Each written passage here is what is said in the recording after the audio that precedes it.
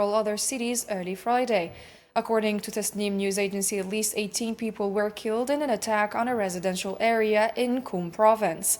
In the south, 2 children were killed and 2 others injured after shelling hit a neighborhood in Shiraz.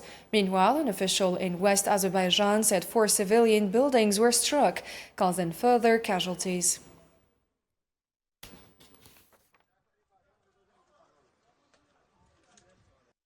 The Iranian media, quoting Tehran's fire department, reported that 10 people were killed in an attack on a residential building early Friday in Rey, south of Tehran. Earlier, Israeli forces said they had targeted what they called Iranian regime infrastructure in Tehran, while Iranian news agencies reported hearing explosions in central and eastern parts of the capital.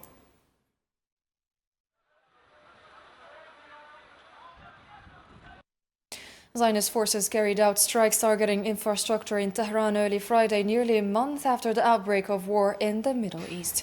In a brief statement, they said they had completed what they described as a large-scale wave of strikes on what they called Iranian regime infrastructure in the heart of the capital.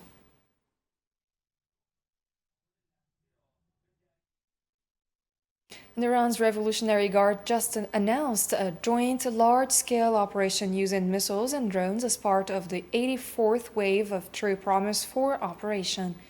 In the Friday statement, it said it targeted U.S. aerial refueling and support fleets at Al-Kharg base in Saudi Arabia, claiming its missiles and drones penetrated air defenses and destroyed or heavily damaged several large refueling and support aircraft.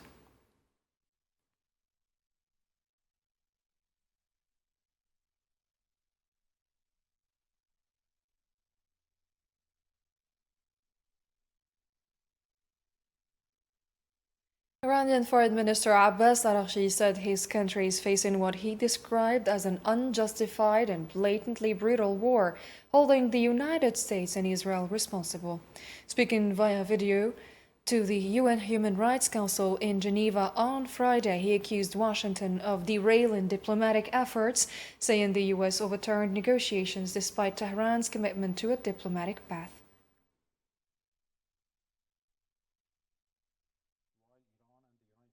This war of aggression is blatantly unjustified and brutal. They initiated this aggression on 28 February, while Iran and the United States were engaged in a diplomatic process to resolve Americans' alleged concerns over Iran's nuclear program. They betrayed diplomacy for a second time in the course of 9 months by torpedoing the negotiating table. In his closing address to the UN Human Rights Council, Araghchi said the war waged by the United States and Israel against Iran is a direct result of silence over chaos and atrocities in the occupied Palestinian territories, Lebanon and elsewhere, adding that Iran will continue to defend its territory and sovereignty with full force for as long as necessary. Iran has never sought war.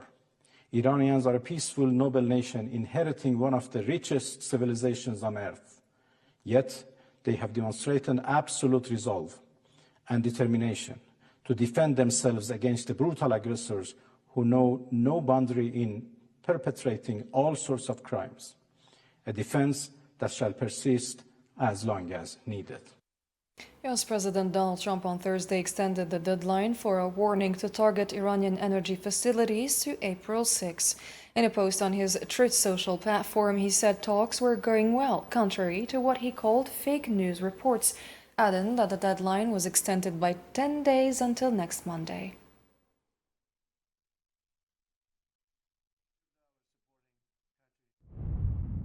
As per Iranian government request, please let this statement serve to represent that I am pausing the period of energy plant destruction by 10 days to Monday, April the 6th, 2026, at 8 p.m. Eastern Time.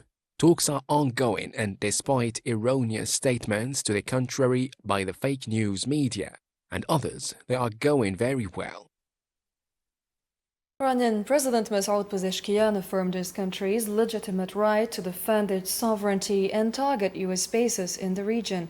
In a phone call with Iraqi President Abdulatif Rashid on Thursday, he urged vigilance against what he described as U.S. and Israeli plots aimed at creating division among Islamic countries.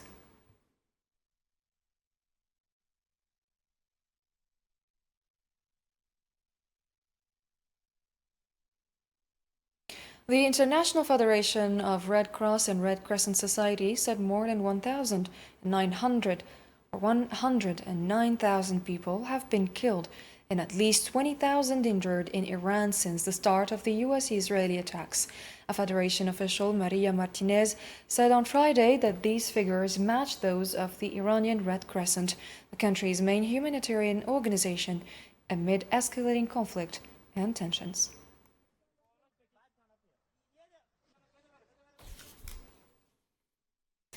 And Iran's Revolutionary Guard urged citizens in the region to immediately leave areas where U.S. troops are present. The Tasnim news agency reported Friday that according to a Guard statement, American soldiers are using local civilians as human shields, taking cover in civilian areas to avoid Iranian fire. The cowardly American and Zionist forces who do not dare and are unable to defend their military bases for fear of the fire of Islamic fighters are taking shelter in civilian areas and using innocent citizens as human shields. As we are tasked with eliminating US forces and the occupying Zionist forces wherever we find them, due to their continued killing of Iranian civilians and the assassination of Iranian figures, we urge residents to immediately leave areas where United States forces are present to avoid being harmed. Saudi Arabia announced having intercepted and destroyed a drone in the eastern province. The official Saudi press agency reported Friday that Defense Ministry spokesperson Brigadier General Turki al-Maliki confirmed the drone was successfully intercepted and destroyed.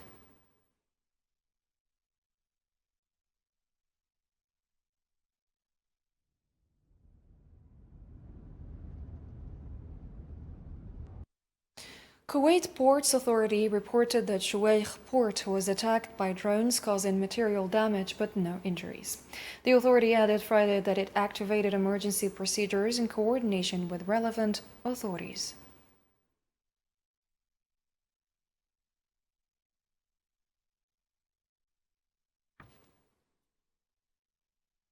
And Bahrain's defense force announced it has intercepted and destroyed 154 missiles and 362 drones since the start of what it called Iranian attacks on the country. In a Friday statement, the force said using ballistic missiles and drones against civilian targets and private property violates international humanitarian law and the UN Charter, describing the attacks as reckless and a direct threat to regional peace and security.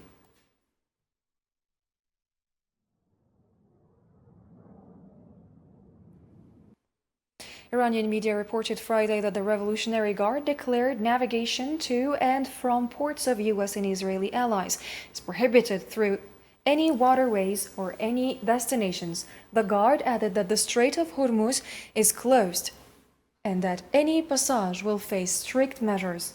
Media also reported that 3 container ships of different nationalities were turned back from the strait following warnings from Iran's Revolutionary Guard Navy.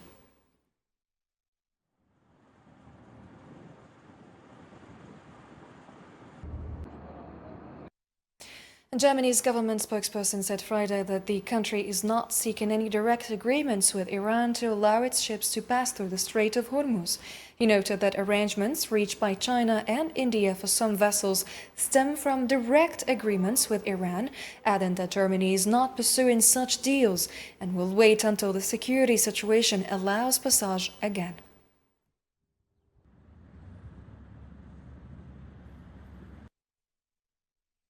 European powers accused Russia on Thursday of helping Iran in targeting U.S. forces in the Middle East and said they would raise the issue with the U.S. Secretary of State Marco Rubio during the G7 foreign ministers meeting in France.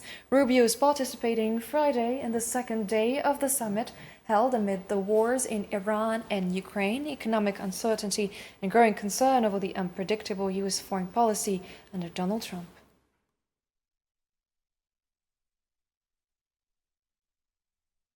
We are raising this issue that we see that Russia is helping Iran with intelligence to target Americans, to kill Americans, and Russia is also supporting Iran now with the drones so that they can attack neighboring countries and also U.S. military bases. So these wars are very much interlinked. So if America wants the war in the Middle East to stop, Iran to stop attacking them, they should also put the pressure on Russia so that they are not able to help them in this.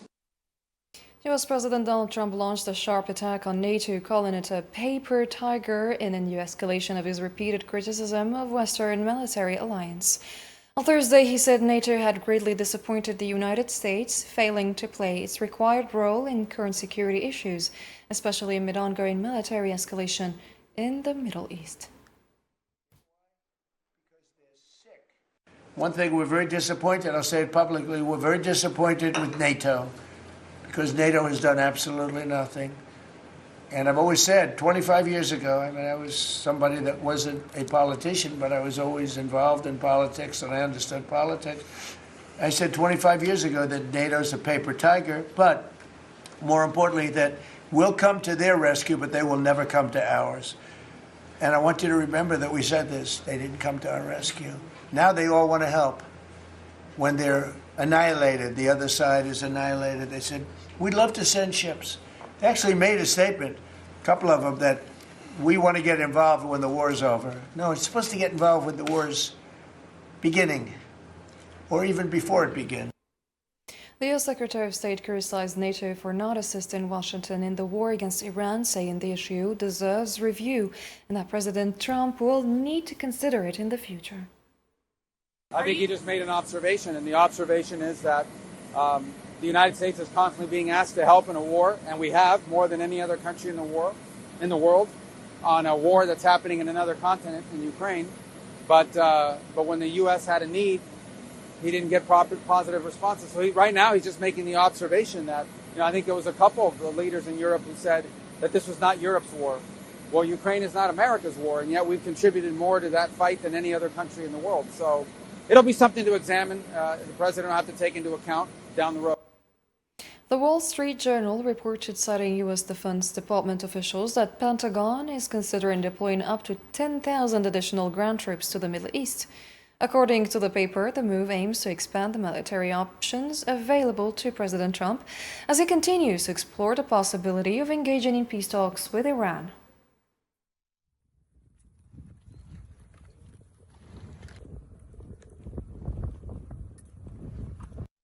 Several were killed and injured in an Israeli strike targeting civilians in Sidon district. According to a Friday statement from the Lebanese Ministry of Health, the strike hit a residential home in the Sakia area, killing 6 civilians and wounding 8 others with varying degrees of injury.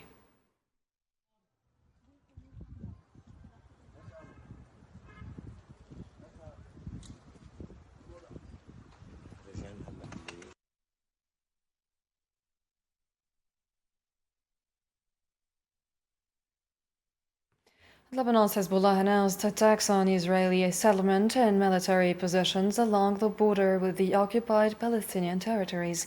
In a series of statements, the group said it targeted Kiryat Shmona at dawn, as well as Israeli troops and vehicle gatherings near Khaltat al-Ain and Kantara twice, in Kantara Town Square, near Jabanta, and at the pool in Dibble Town, in addition to repelling an enemy force near Khaltat al-Jawar, east of Beit Leaf.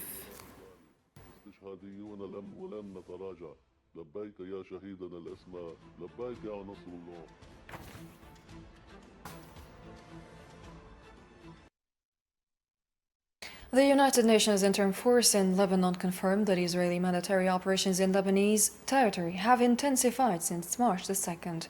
Speaking to Al24 News on Friday, UNIFIL spokesperson Danny Hafri said the situation in the country is very concerning due to regional escalation, noting that Israeli ground incursions have increased daily and intensified this month.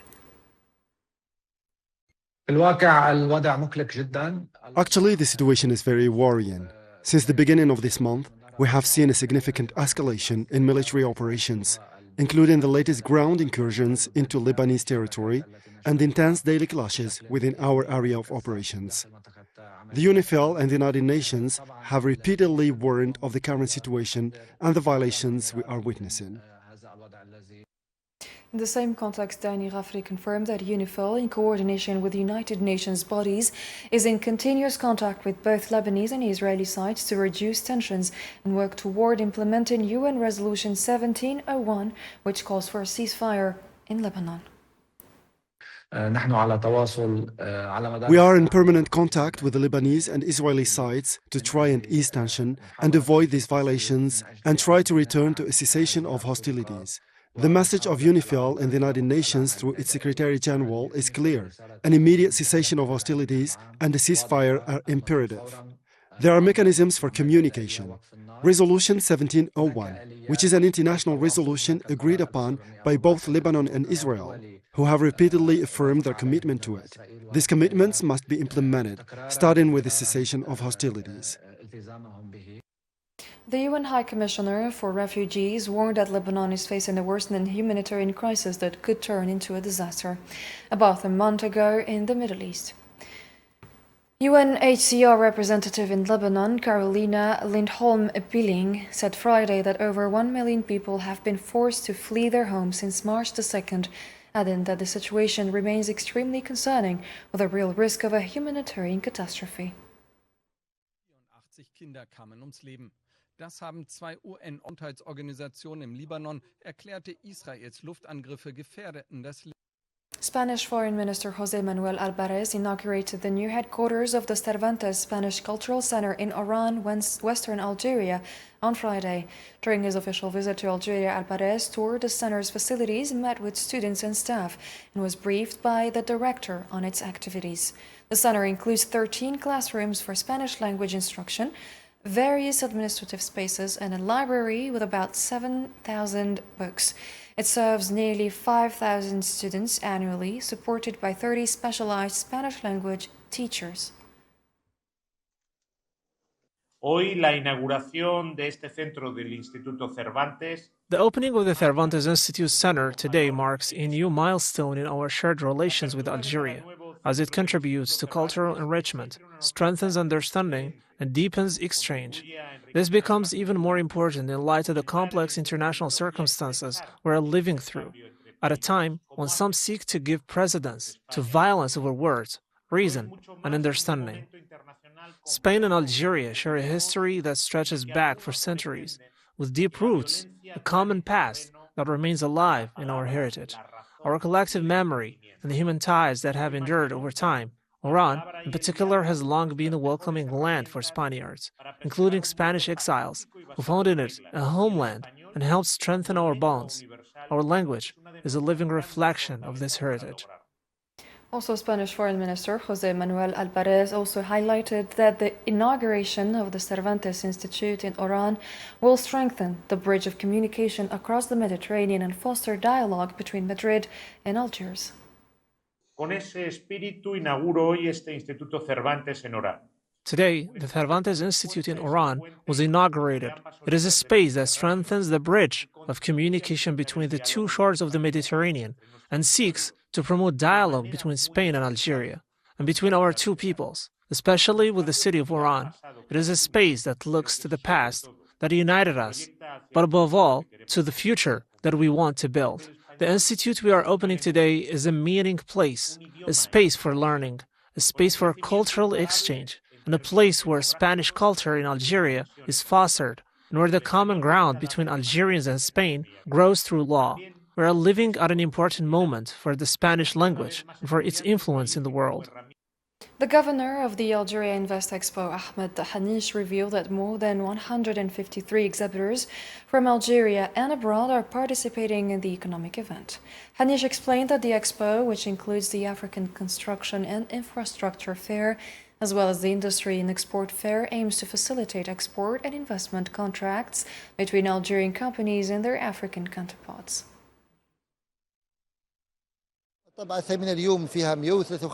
8th edition of the fair features 153 exhibitors from national public and private companies, as well as representatives from several foreign companies. Today we also saw the presence of more than 20 ambassadors from countries across Africa, Europe and even Asia. We hope that this fair, of course, will help create future trade and investment relationships, whether in Algeria, because Algeria is a cradle for investments, especially with the launch of strategic projects. On the sidelines of the expo, ambassadors from several African countries expressed their nation's interest in strengthening trade relations with Algeria and benefiting from Algerian expertise in industry and energy. Algeria is very well experienced in the field of desalination. This technology know-how has been improved since Algeria has introduced this practice in 1990s, 1980s.